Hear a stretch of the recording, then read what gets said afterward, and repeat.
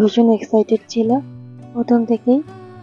তারপরে দেখো গেটে এক দাদামণি দাঁড়িয়ে আছে, উনি বাচ্চাদের একে একে বিয়ে করছে।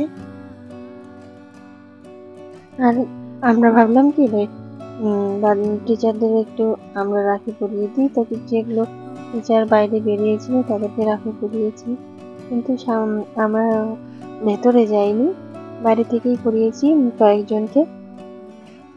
দেখো এটা আমি পড়াচ্ছি, পড়াবো।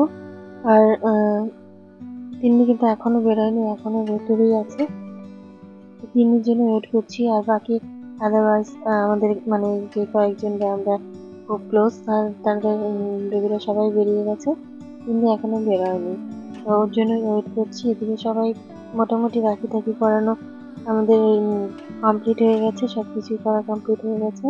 আর বসে আড্ডাও মারছিলাম সবাই মিলে, গল্প গুজব করছিলাম। আর বাচ্চারা বেরোচ্ছে, তো বেরোলেই ওদেরকে নিয়ে চলে আসবো। এই ভিডিওটি তোমাদের সঙ্গে শেয়ার করলাম। এই দেখো তিন্নি, এই দেখো এত রাখি পড়েছে জন্য কিন্তু ভীষণ খুশি।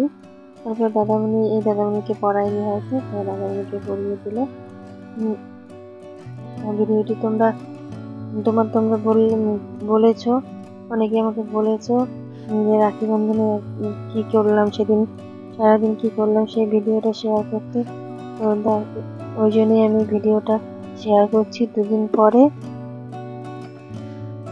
হলেও ভাবলাম তোমরা যেহেতু বলেছো তাই জন্য শেয়ার করে দিলাম।